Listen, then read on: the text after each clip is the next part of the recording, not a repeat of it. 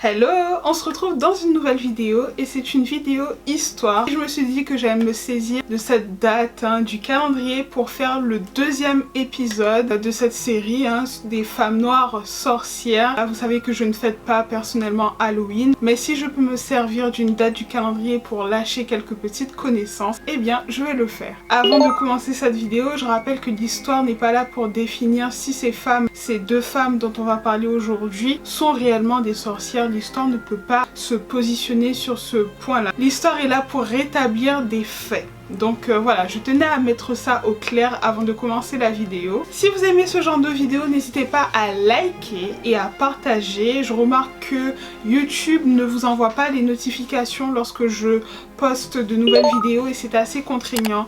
Donc si vous êtes là, likez les vidéos, partagez-les. Peut-être que d'autres personnes pourraient être intéressées par ces vidéos. Et puis n'oubliez pas de me rejoindre aussi sur mon Instagram, Black Woman in Art.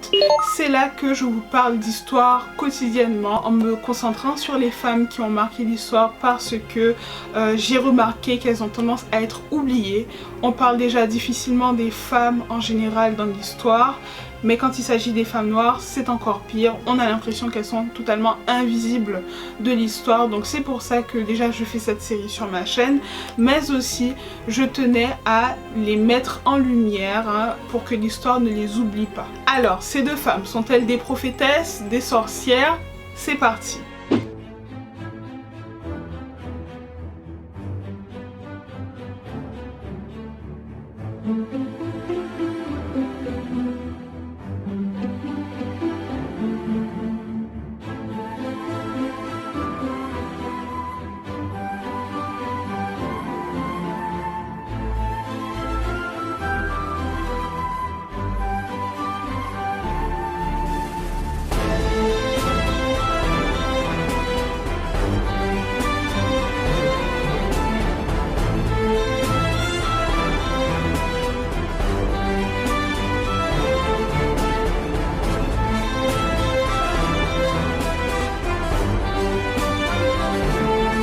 La première femme dont on va parler est connue sous plusieurs noms. Il s'agit de Kipa Vinta, mais elle est aussi connue sous le nom de Kippa-Mvimta, je vous l'écrirai, et elle est aussi connue sous le nom de Chempavita. Elle est aussi connue sous son nom portugais, Dona Beatriz, et on a tendance aussi à l'appeler la Jeanne d'Arc noire. Vous l'avez compris, notre histoire se déroule dans le royaume du Congo. Il faut savoir qu'à cette période-là, le Congo est un royaume prospère. Il est arrosé par le fleuve Congo et c'est un environnement qui est fertile. Il y a plusieurs mines aurifères. Donc pour ceux qui ne le savent pas, les mines aurifères, c'est là où on va trouver de l'or.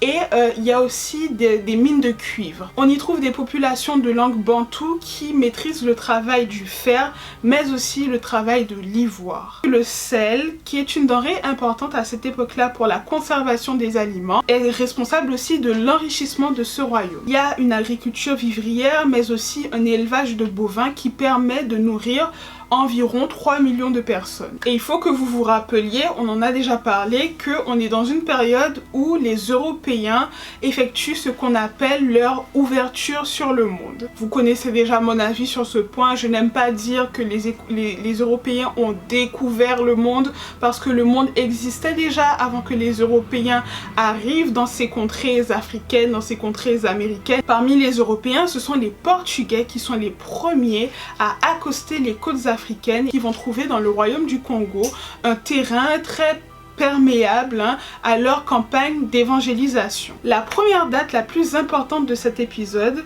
est 1491 parce que c'est durant cette année-là que le roi congolais va se convertir au christianisme. Par conséquent, c'est toute la famille royale qui va se convertir, mais aussi toute l'aristocratie qui va se convertir au christianisme pour plaire à son roi. Les missionnaires se saisissent de cette opportunité pour s'immiscer petit à petit dans la vie quotidienne du royaume.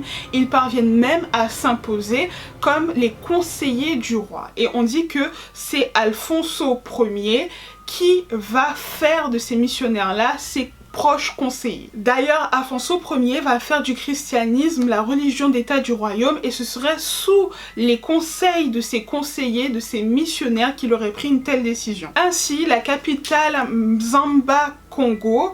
Alors vous savez que j'ai un petit peu de mal avec la prononciation, il est fort certain que je vais écorcher quelques noms, donc je vous les écrirai juste là. Dans tous les cas, la capitale a été débaptisée pour être renommée San Salvador. Il va aussi calquer les mêmes institutions portugaises de la couronne portugaise dans son royaume. Donc tout paraît idyllique hein, entre la couronne du Portugal et la couronne congolaise.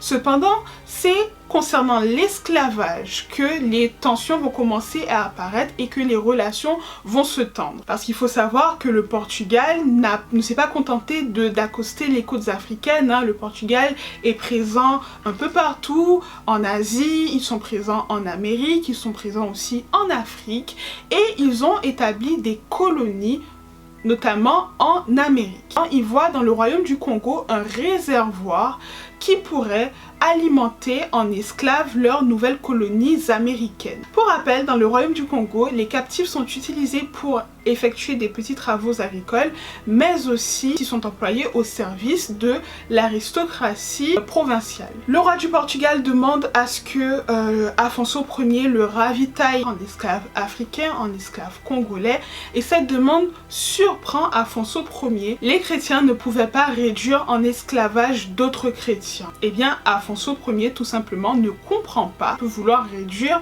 en esclavage des chrétiens congolais, parce qu'ils sont censés tous être frères.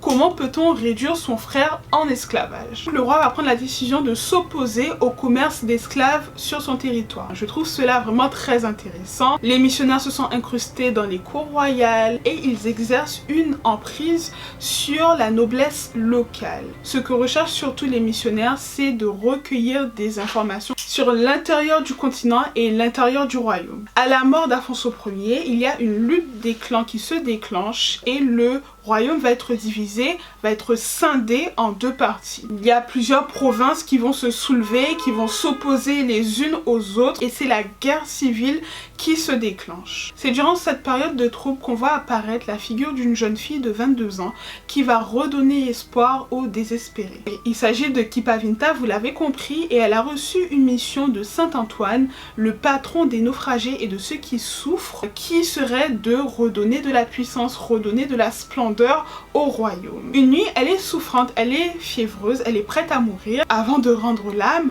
elle aurait eu une vision dans laquelle elle aurait aperçu un homme habillé en moine qui l'aurait dit sa mission. Sa mission est de prêcher, d'exhorter le peuple à aller de l'avant. À son réveil, elle est soulagée, elle se sent beaucoup mieux, elle est guérie de ses maux et décide de prendre au sérieux la mission qui lui a été confiée lors de sa vision. Kipavinta décide de renoncer aux choses de ce monde et elle donne ses biens aux défavorisés. Elle décide de partir, prêcher la bonne parole, la bonne nouvelle. Un nouveau jour va arriver, le royaume va renaître de ses cendres et le peuple vivra dans la richesse. Son message est très novateur parce qu'il donne une vision du christianisme différente des Capucins. Les Capucins, ce sont les missionnaires qui étaient présents dans le royaume à cette époque. Elle explique que dans le royaume des cieux, il y a autant de blancs que de noirs,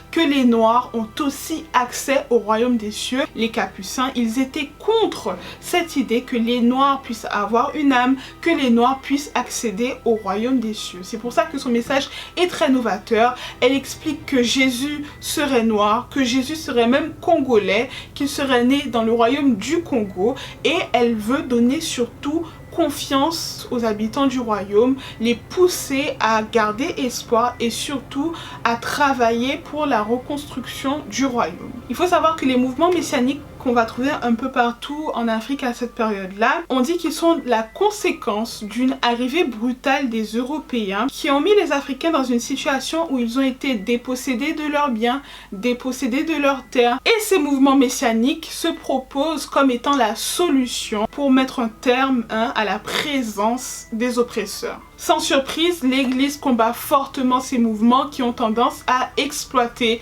les contradictions de la religion chrétienne. Dieu ne fait aucune distinction entre les êtres et ce sont les Européens, bien que chrétiens, qui sont arrivés dans le royaume du Congo et qui ont voulu prêcher cette inégalité, cette supposée inégalité raciale. Et c'est de là que prend naissance un christianisme africanisé qui veut redonner espoir, qui veut mettre aussi les Africains sur un piédestal par rapport aux Européens. Kippa-Vinta a, comme tous les autres nobles du royaume, reçu une éducation catholique. D'ailleurs, son nom de baptême, c'est Donna Béatrice. Cependant, ça ne l'empêche pas d'attaquer la religion chrétienne et de pointer les contradictions des missionnaires capucins présents dans le royaume. Elle parcourt donc les différents villages du royaume. On dit que son corps élancé était vêtu d'un pagne de couleur verte en velours de raffia et on dit que sur sa tête elle portait une couronne de fibres tressées. Elle invite le peuple à se rendre dans la capitale San Salvador pour la reconstruire et lui redonner sa splendeur, parce qu'il faut savoir que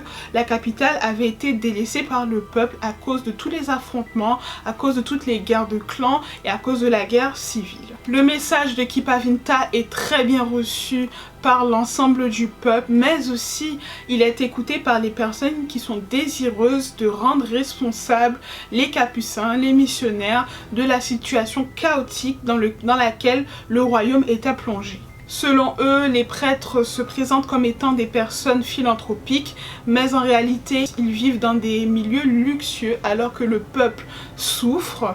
Ils sont responsables aussi de la situation, comme on l'a dit, et cherchent à recueillir des informations pour affaiblir le royaume. Ils ne sont pas dans l'avantage du royaume, mais ils sont dans l'avantage des États pour lesquels ils travaillent, des États qui les ont envoyés. Ils sont de plus en plus nombreux à rejoindre Kippa-Vinta sur la route, mais il y a quand même quelques récalcitrants et pour les convaincre, Kippa-Vinta réalise des miracles, réalise des prodiges, guérit des malades et on dit que sur son chemin, les arbres desséchés retrouvent la vie, retrouvent leur verdure. Et ça va contribuer à forger cette légende, cette image de sorcière autour de Kippa-Vinta. D'autant plus que elle apporte une nouvelle version d'un christianisme africanisé comme on l'a dit et les catholiques ont tendance à diaboliser tout ce qui ne correspond pas à leur dogme. Donc dire qu'il existe des noirs au ciel, c'est tout simplement diabolique pour les capucins. Et donc tout ça va contribuer à créer une légende autour de ce personnage, à créer une aura autour de Kippa-Vinta et surtout à la présenter comme un personnage exceptionnel. Alors pour certains il s'agissait d'une prophétesse et pour d'autres il s'agissait bien évidemment d'une sorcière. Mais on dit qu'elle est très populaire, les malheureux, les désespérés s'arrachent ces restes de nourriture en espérant y récolter quelques bienfaits. Ils se mettent en place un cérémonial autour d'elle, on dit que le vendredi, elle se meurt, qu'elle monte au paradis, plaider la cause des Noirs et plaider la cause du royaume auprès de Dieu et qu'elle ressuscite le samedi. Alors bien évidemment, tout ça va contribuer à créer cette image de sorcière pour certains, mais aussi cette image de prophétesse pour d'autres. Ce qui est certain pour les historiens, c'est que les capucins, les missionnaires, ont catégorisé ce mouvement syncrétique mélangeant le catholicisme, mais aussi les religions dites traditionnelles africaines. Je mets des guillemets quand je dis les religions traditionnelles africaines, parce qu'il faut savoir qu'il y a des débats sur ces termes. Tous les historiens ne sont pas d'accord sur l'emploi de ces termes, notamment celui de religions africaines traditionnelles.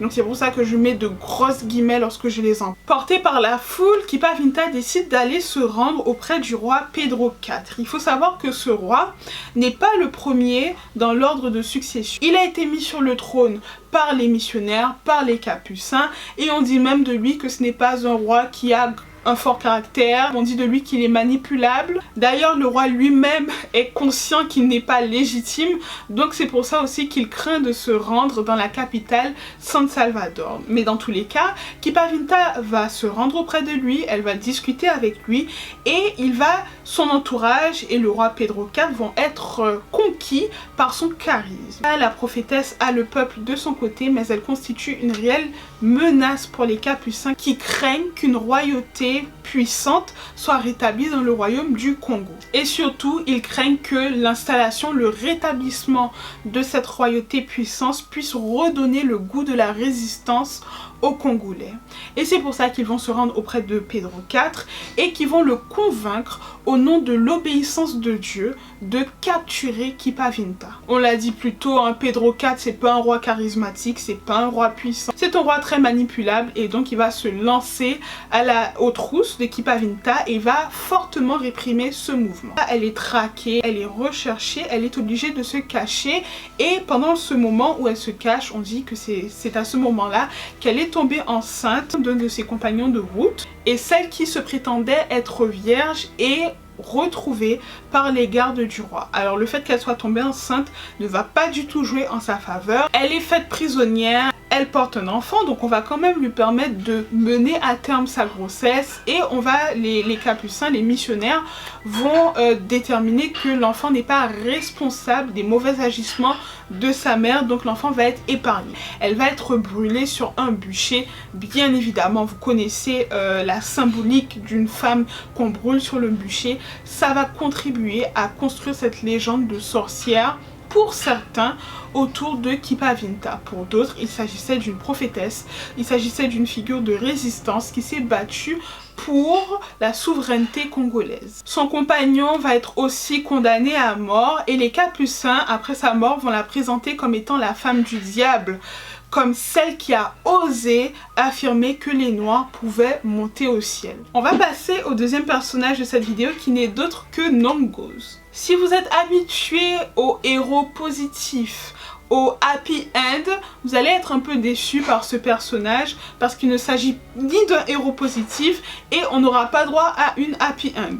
Elle est connue sous deux noms. Alors le premier c'est Nongos et c'est le nom que moi je vais garder tout au long de cette vidéo parce que c'est le nom qui me paraît le plus simple à utiliser. Et le second c'est Nongkawuse ou Nongkawuse. Il est possible que je prononce mal ces noms, hein. De toutes les façons je vous les écrirai juste là et j'en suis désolée. Elle est pour certains une prophétesse, elle est pour d'autres une traîtresse diabolique et encore pour d'autres il s'agit d'un personnage du nationalisme sud-africain qui est décrié à tort. Elle est orpheline et elle a été élevée par Mlakaza. Encore une fois, je vous l'écrirai juste là. Il s'agirait de son oncle, hein, le frère de son père défunt, qui l'a élevée. Alors, il se trouve que Mlakaza est un devin, il est le sorcier du village. Nongos est une médium qui est au service de son oncle parce qu'on dit qu'elle a le talent de communiquer avec les ancêtres. Il faut savoir que les Xhosa, encore une fois je vous l'écrirai, sont très attachés, c'est un peuple qui est très attaché au culte des ancêtres, au culte des défunts. Et selon eux, l'esprit d'une personne disparue peut rentrer en contact avec une âme vivante pour transmettre un message. Et ce point est vraiment très important pour comprendre la suite des événements. Alors, pour vous expliquer cette histoire, je suis obligée de commencer par une mise en contexte parce que le contexte de cette période-là est vraiment très important pour comprendre cette histoire. Bien évidemment, je ne pourrais pas vous faire un cours sur ce que c'est l'Afrique du Sud à cette période-là. En effet, les Boers, le mot s'écrit Boers, mais il se prononce Boer. Ce sont les descendants des Hollandais qui se sont installés dans le sud de l'Afrique. Ils ont débarqué dans le cap de Bonne-Espérance au XVIIe siècle. Pour vous la faire courte, les Boers ne se sont pas contentés de s'installer dans une petite partie, dans le cap de Bonne-Espérance. Non, ils ont fait preuve d'un expansionnisme envers les populations locales africaines et ils se sont appropriés leurs terres. Cependant, les choses changent quelque peu lorsque la Hollande décide de vendre pour quelques milliers de livres sa colonie du Cap de Bonne-Espérance aux Anglais en 1820. D'ailleurs, les Anglais décident de prendre de nouvelles mesures dans leur colonie. Tout d'abord, ils vont commencer par établir l'anglais comme la langue officielle. Ils vont prendre la décision depuis Londres d'abolir l'esclavage dans l'ensemble des colonies britanniques, et ça ne va pas plaire aux bourgs. Ils vont le voir d'un très mauvais œil, déjà que l'anglais soit établi comme langue officielle. Ensuite, ils considèrent que les Anglais se soucient plus des Africains que d'eux.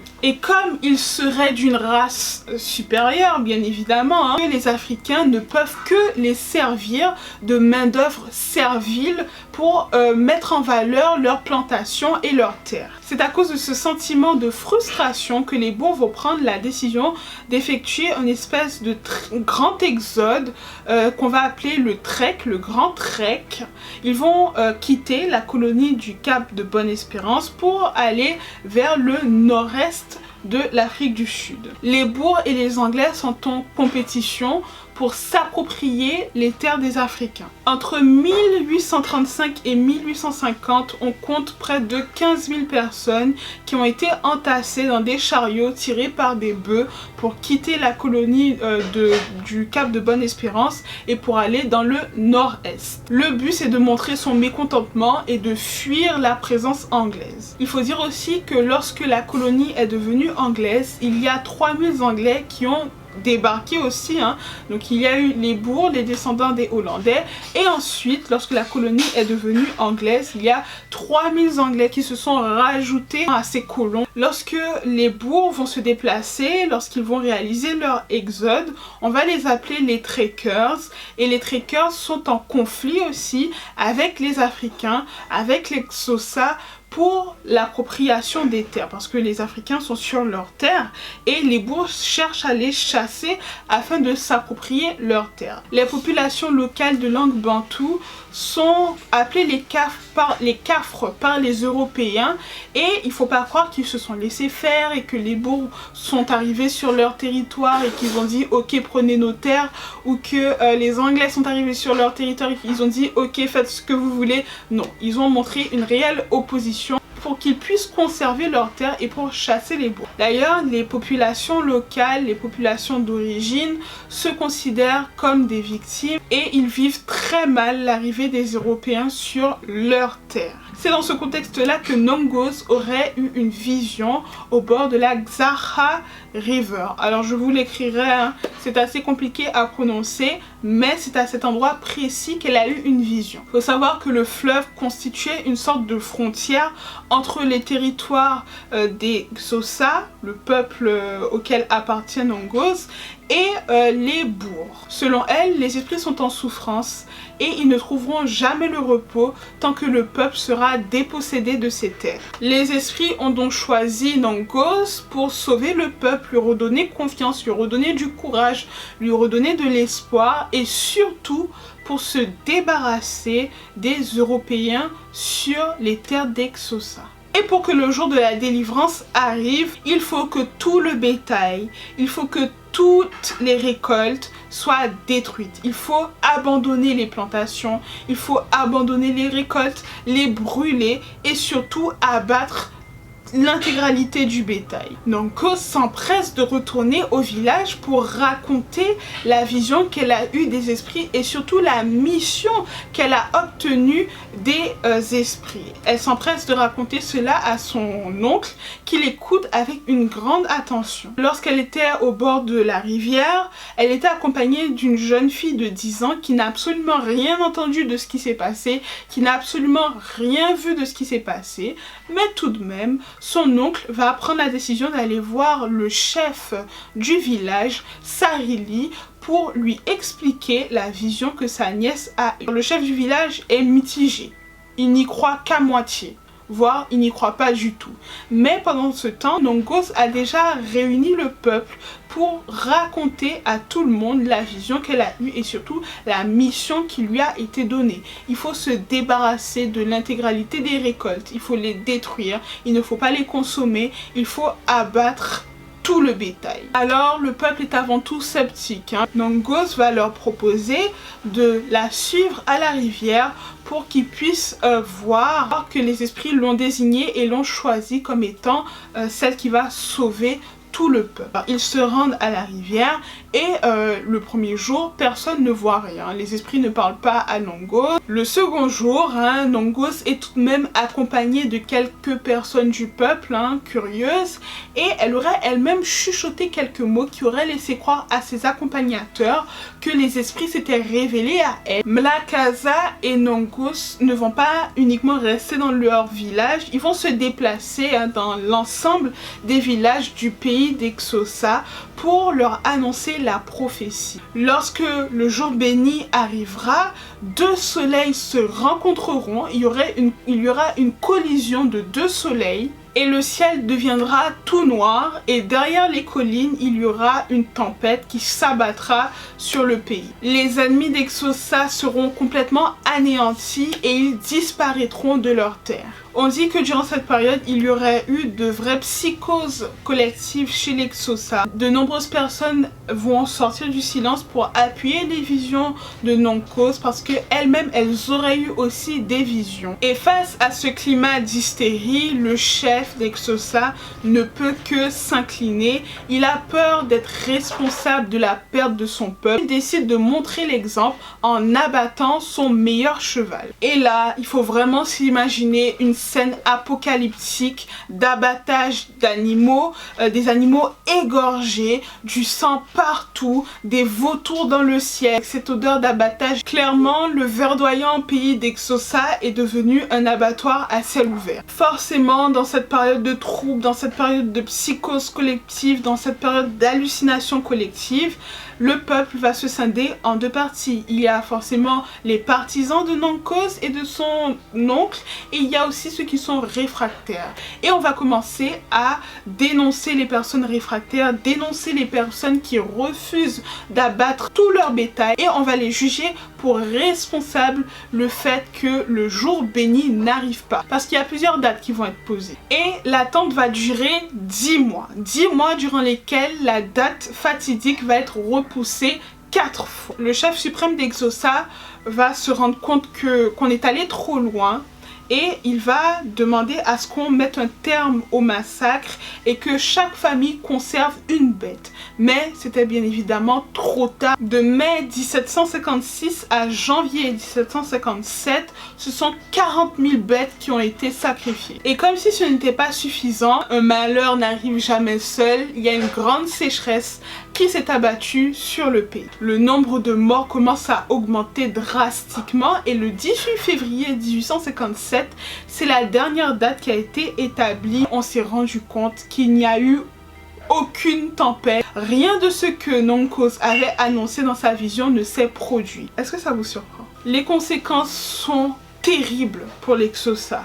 Parce qu'on dit qu'ils ont perdu 50 000 personnes. C'est vraiment énorme. 50 000 personnes sont tout simplement mortes de faim. Et l'oncle de Nongos lui-même est littéralement mort de faim. Une famine, il y a eu une énorme crise démographique dans le pays d'Exosa. Les bourgs qui étaient en face et qui ont assisté à tout ce massacre-là sont restés mystérieusement très silencieux. Et de nombreux historiens se questionnent sur la responsabilité que les bourgs ou même les Anglais ont eu dans ces massacres-là. Parce que Nongos s'est échappée avant qu'on ne l'attrape et qu'on ne la tue. Et vous savez où elle a trouvé refuge? Elle a trouvé refuge chez les Anglais. Les Anglais qui l'ont accueillie dans une famille.